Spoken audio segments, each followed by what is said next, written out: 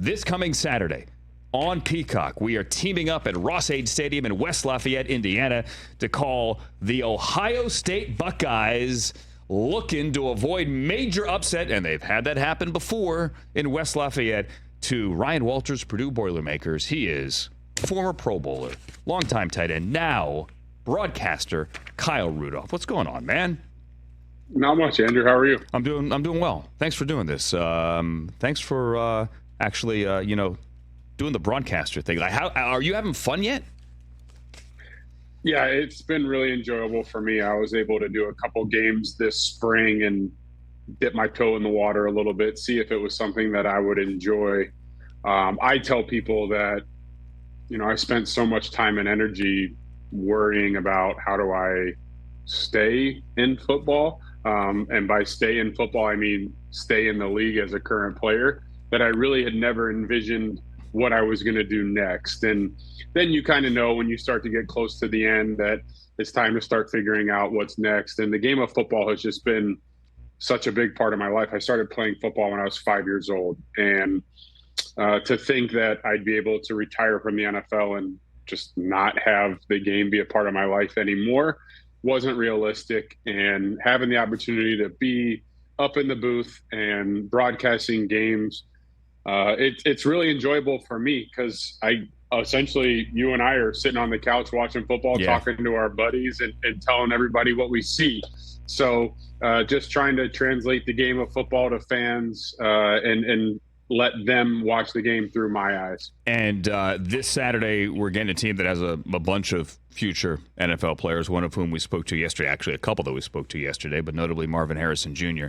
I mentioned the upsets that we've had in years past when Ohio State goes to Purdue. No college team, this is one I did not realize. I know it's been a lot, but since the AP poll became a thing in the mid-30s, no school has upset more top 10 teams than Purdue, including in 2018 in the Tyler Trent game, as they call it there, the Rondale Moore game, as everyone else calls it, when the Buckeyes went in there and lost in 2018. Kyle, knowing what we know and looking at the tape as you have, do you think Purdue's got a shot at doing it this week? We talked about this a little bit, and the reason why I don't want to say they don't have a shot, but the reason why I don't think we will see an upset this year at Ross-Ade Stadium in Purdue, which is an incredibly hard place to play. Yeah. We went there once when I was at Notre Dame, and it's not easy. It's one of those, whether you're playing at noon, like the Buckeyes will be playing this Saturday, or you play in prime time at 7:30. If you go at noon, it's kind of the whole lull you to sleep thing. And if you go there at 7:30, the place is rocking. So neither of which are easy to play in. But I think the thing that separates kind of this team from those previous Ohio State teams that were just clicking off wins one after another, in a normal year, Ohio State would be looking ahead to they play Penn State next week. Huge game for the Big Ten East and where they'll be in college football playoff standings. This Ohio State team specifically has to focus day in and day out to get better, because this team is not good enough to look ahead. We talked a ton on our calls the other day about the inability to run the football and how they understand in October, November in the Big Ten, Midwest weather, they have to run the football. And I just feel like with Ohio State having the talent that they have, when you place emphasis on something, I think they're going to figure it out. And so I feel like by this Ohio State team being so focused on improving each and every day to go play Purdue this week, Purdue's unfortunately going to feel the wrath of that. Yeah, I'm with you. And it could be rainy as well, a chance maybe for this Ohio State team to get its ground game going, get a little push from that offensive line. It is, as mentioned, a noon Eastern kick on Peacock. And then let's say, I was thinking about this, we get done at roughly 4. How long is the ride to South Bend? Are you going up there for SC?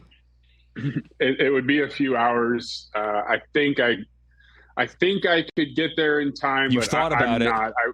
I have, but logistically, I got to get back to Indy, get on a plane, and get home to Florida. So I will not be able to make it. But based on timing, I should be home and on the couch with the Notre Dame SC game on about halfway through the second quarter. So looking forward to getting home and watching that one on Saturday night. And how do you think that one plays out? A couple of weeks ago, I was a lot more optimistic about it than I am now. But, sometimes when, you don't play as well,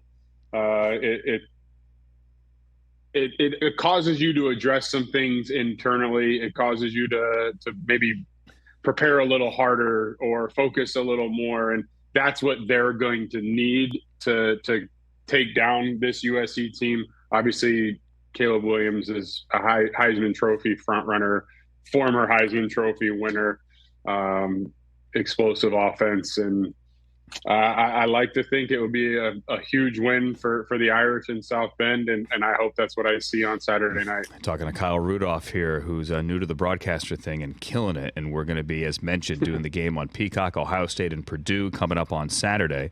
Got to ask you, if you wouldn't mind, because we were just talking trade deadline. Rich was here from London. He's getting ready to do the Ravens and the Titans. We're talking trade deadline, and your former quarterback in Kirk Cousins, who said yesterday he blocks everything out, doesn't have the social media, doesn't listen and all that. But obviously he knows it's a possibility. But he's also got the no trade clause. Kirk, could you Kirk, you're Kyle. He's Kirk. Kyle, could you see a scenario in which he agreed to a trade and just go somewhere else to finish out the season and try to put his best foot forward before the inevitable free agency? Well, I said this on my Fox Sports radio show that I have on Sunday nights, and it was week 2. Certainly the topic of conversation week 2 was the New York Jets quarterback position, what they were going to do. Were they going to go sign a veteran free agent who was still on the streets? Were they going to trade for someone? How were they going to, at the time, week 2, we had heard reports that Aaron was going to try to get back maybe for the playoffs. Certainly we've seen the way that's played out over the last couple of weeks, that he's trying to get back even sooner than that. But I threw out the crazy idea of, if you're the Jets, Kirk's in the last year of his contract. It's a contract that's been restructured, so the cap number's not that outrageous. If you're the Vikings, you're a team that new GM, new head coach, both of which come in last year. You win 11 one-score games, so all is good and dandy, and you make the playoffs. Well, you lose in the first round of the playoffs, so there's another early exit. And ultimately, what's the goal of the organization? What's the state of the organization? And I said this before they started 1-4.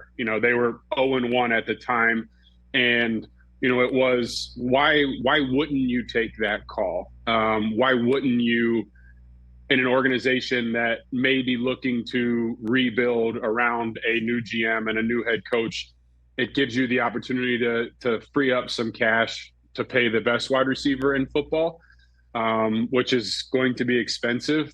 But then it also gives you the draft capital potentially to move up and maybe get one of these aforementioned Caleb Williams type quarterbacks coming out of the draft this year. So I threw out that idea.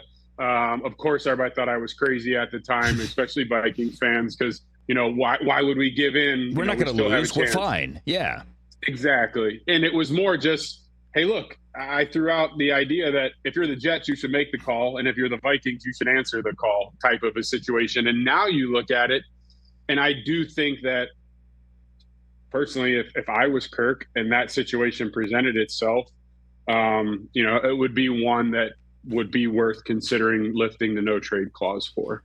Real quick, what about Atlanta? I know who's married. He and Julie got married down there, and this would require Arthur Smith to go, I don't want Desmond Ridder anymore, but what about Atlanta? It would be interesting. You mentioned Julie, her family's down there in Atlanta, and there's a lot of familiarity with the area.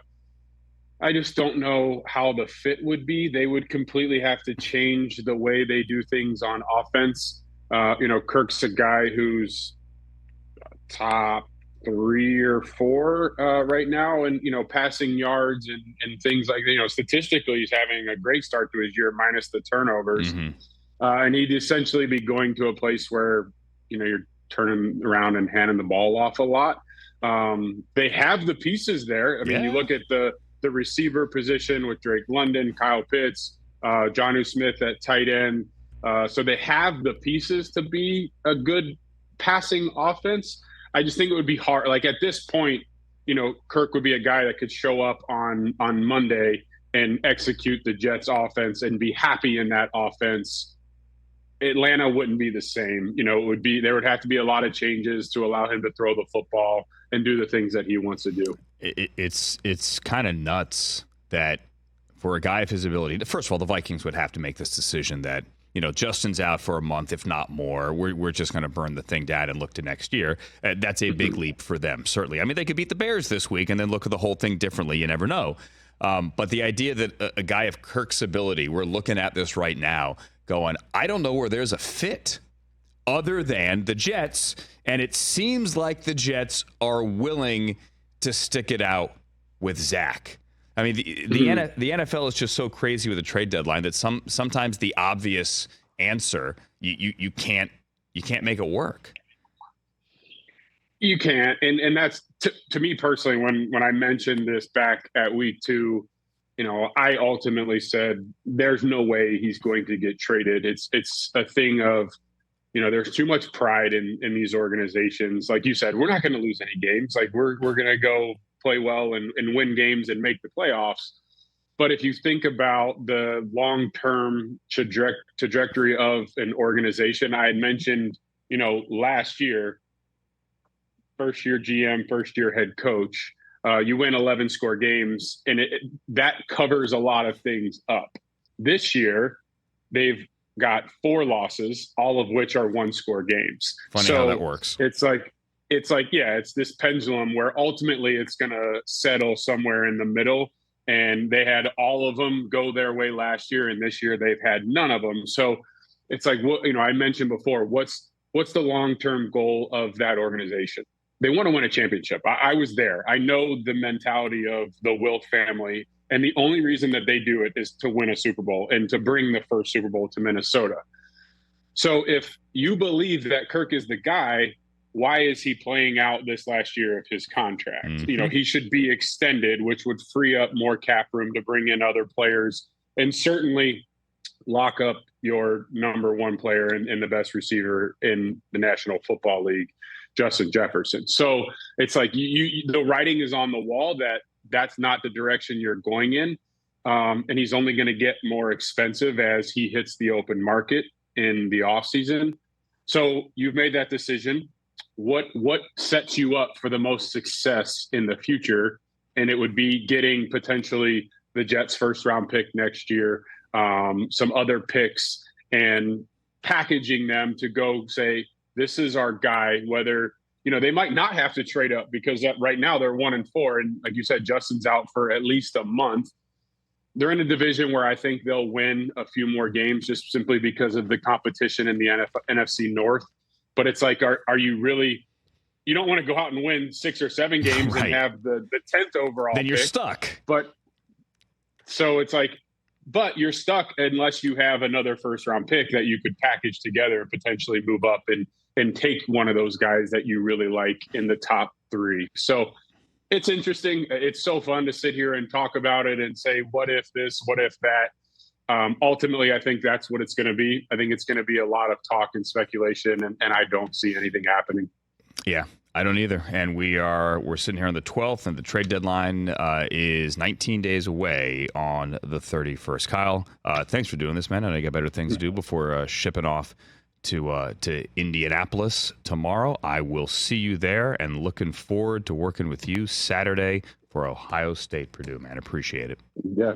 We'll see you in West Lafayette bright and early Friday morning. I'm looking forward to it. You got it. Yes, sir. Kyle Rudolph, everybody. Thanks, again, watch us on Peacock. Ohio State, Purdue, coming up on Saturday. Catch the Rich Eisen Show every single day on the Roku channel, 12 to 3 Eastern, for free.